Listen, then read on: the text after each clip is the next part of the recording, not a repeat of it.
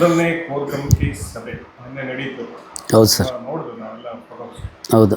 ಹೇಗೆ ಅನಿಸ್ತು ನಿಮಗೆ ಒಂದು ಅನುಭವ? ಸರ್, ಕೋರ್ ಕಮಿಟಿ ಮೀಟಿಂಗ್ ಹೋದಾಗ ಅಲ್ಲಿನ ವಾತಾವರಣ, ಮಾಜಿ ಸಚಿವರುಗಳು, ಹಾಲಿ MLA, ಮಾಜಿ MLAಗಳು, ವಿಧಾನ ಪರಿಷತ್ ಸದಸ್ಯರು, ನಮ್ಮ ತಾಲೂಕಿನ ಜನಪ್ರಿಯ ಶಾಸಕರಾದ ಸಮೃದ್ಧಿ ಮಂಜಣ್ಣವರು ಒಟ್ಟಿಗೆ ಮೀಟಿಂಗ್ ಮಾಡಿದ್ರು.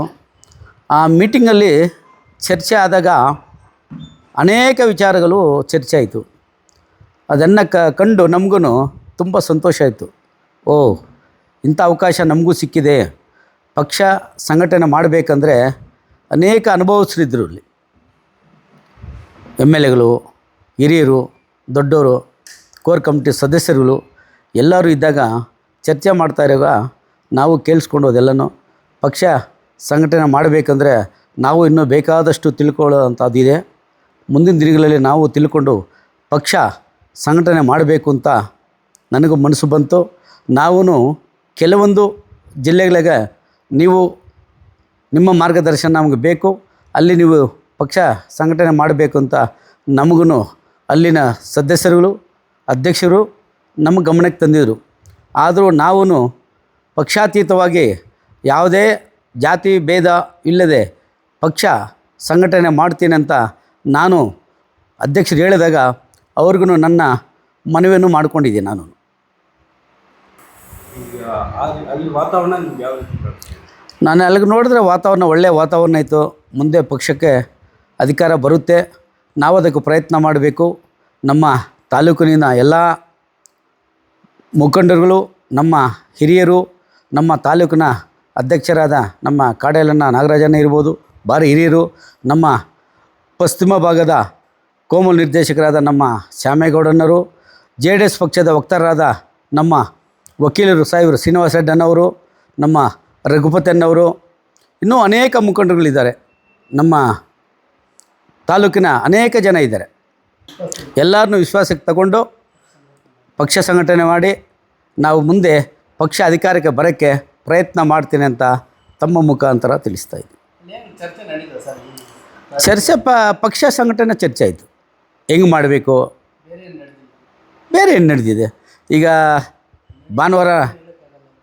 ಭಾನುವಾರ ನಮ್ಮದು ಬಿಡದಿಯಲ್ಲಿ ರೈತರ ಬಗ್ಗೆ ಹೋರಾಟಕ್ಕೆ ನಮ್ಮನ್ನು ಕರೆದವ್ರೆ, ನಾವು ಬರ್ತೀವಿ ಅಂತ ಹೇಳಿಬಿಟ್ಟು ಬಂದಿದ್ದೀವಿ. ವಿಶೇಷವಾಗಿ ಜಿಲ್ಲೆಯ ನಿಮ್ಮ ಸಮುದಾಯದಲ್ಲಿ ಅನೇಕರು ಬಂದು ಶುಭಾಶಯ ಹೇಳ್ತಿದ್ದಾರೆ. ನಿಮ್ಮ ಮನೆಯವ್ರಿಗೂ ಬಂದು ನಿಮ್ಮನ್ನ ಒಂದು ದೊಡ್ಡ ಸ್ಥಾನ ಸಿಕ್ಕಿದೆ ನಮ್ಮ ಸಮುದಾಯಕ್ಕೆ. ಅದೇ ರೀತಿ ಎಲ್ಲ ಇದನ್ನ ಆ ಸಮುದಾಯಕ್ಕೆ ನಾವು ಬೆನ್ನೆಲುಬಾಗಿ ನಿಲ್ಲಬೇಕು ಅಂತ ನಾವು ನೋಡಿದ್ವಿ. ವಿಶೇಷವಾಗಿ ಎಲ್ಲ ತಾಲೂಕಿನ ಸಮುದಾಯದವರು ಬರ್ತಿದ್ದಾರೆ. ಹೌದು ಸರ್. ಇದಕ್ಕೆ ತಾವೇ ಹೇಳ್ತೀರಾ, ನೀವೇ ಒಬ್ಬ MLA ಆಗಬೇಕು, ನಿಮ್ಮನ್ನು ನೋಡಬೇಕು ಅಂತ ಕೂಡ ಯೋಚನೆ ಮಾಡ್ತೀವಿ ಸರ್. ಅದು ನಮ್ಮ ಸಮುದಾಯವರು ಅವರ ಅಭಿಪ್ರಾಯ, ಅವರು ಬಂದು ವಿಶ್ ಮಾಡಿದ್ದಾರೆ, ಅವರ ಅಭಿಪ್ರಾಯ ಹೇಳಿದ್ದಾರೆ.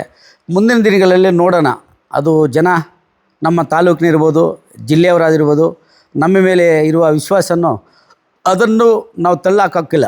ಎಲ್ಲರೂ ಹೇಳಿದರೆ ನಾವು ಅದನ್ನು ಸ್ವಾಗತ ಮಾಡ್ಕೊಳ್ತೀವಿ. ರಾಜಕೀಯವಾಗಿ ಏನಾದರೂ ಚರ್ಚೆಗಳಾಯ್ತಾ ಸರ್? ಅಲ್ಲಿ ಚರ್ಚೆಗಳು ಬೇಕಾದಷ್ಟು ಆಗಿದೆ ಸರ್. ಅದು ಒಳಗಿನ ಪಕ್ಷದ್ದು ನಾವು ನಮ್ಮ ಮೀಡಿಯಾ ಮುಖಾಂತರ ನಾವು ಹೇಳೋಕ್ಕೂ ಆಗಲ್ಲ. ಬೇಕಾದಷ್ಟು ಚರ್ಚೆಗಳಾಗಿದೆ ಸರ್. ಅದು ಪಕ್ಷ ಸಂಘಟನೆಗೆ ಒಳಗಿನ ಮಾತುಗಳು ಬೇಕಾದಷ್ಟು ಆಗಿದೆ. ಮುಂದೆ ಏನೇನು ಮಾಡಬೇಕು ಅಂತ ಜಾಸ್ತಿ ತೀರ್ಮಾನ ಆಗಿದೆ. ಅದೆಲ್ಲ ನಾವು ಪತ್ರಕರ್ತರ ಮುಂದೆ ಹೇಳೋದಕ್ಕಾಗಲ್ಲ. ವಿಶೇಷವಾಗಿ ಬಿಡದಿ ರೈತರ ಇದನ್ನ ನೀವು ಮುಂದಾಳತ್ವ ವಹಿಸಿದ್ದಾರೆ, ಏನು JDS ಪಕ್ಷ ಅಂತ ಹೇಳ್ಬೇಕಾಯ್ತು. ಹೌದು. ಏನು ನಿಖಿಲ್ ಕುಮಾರಸ್ವಾಮಿ ಅವರ ನೇತೃತ್ವದಲ್ಲಿ ಒಂದು ದೊಡ್ಡ ಮಟ್ಟದಲ್ಲಿ ಒಂದು ಪ್ರತಿಭಟನೆ ಇದೆ ಅಂತ, ಬಿಡದಿಯಿಂದ ಪಾದಯಾತ್ರೆ ಕೂಡ ಮಾಡ್ತೀವಿ ಅಂತ ಒಂದು ಅದಕ್ಕೆ ತಮ್ಮನ್ನು ಆಹ್ವಾನ ಮಾಡಿದ್ದಾರೆ. ನನಗೂ ಆಹ್ವಾನ ಮಾಡಿದ್ದಾರೆ. ನಾನು ಭಾನುವಾರ 9 ಗಂಟೆಗೆ ಬಿಡದಿಗೆ ಹೋಗಬೇಕಾಗುತ್ತೆ ಸರ್. ಈಗ ಕೋರ್ ಕಮಿಟಿ ರಾಜ್ಯ ಸದಸ್ಯರಾದ್ಮೇಲೆ ಇಡೀ ರಾಜ್ಯ ಸುತ್ತಬೇಕಾಗುತ್ತೆ. ಹೌದು ಸರ್. ಹೌದು, ರಾಜ್ಯ ಸುತ್ತಬೇಕಾಗುತ್ತೆ. ಏನೇ ಒಂದು ಎಲ್ಲಿ ಯಾವ ತಾಲೂಕಲ್ಲಿ ಏನೇ ಸಮಸ್ಯೆ ಇದ್ರೂ ಹೋಗ್ಬೇಕಾಗುತ್ತೆ. ಹೌದು.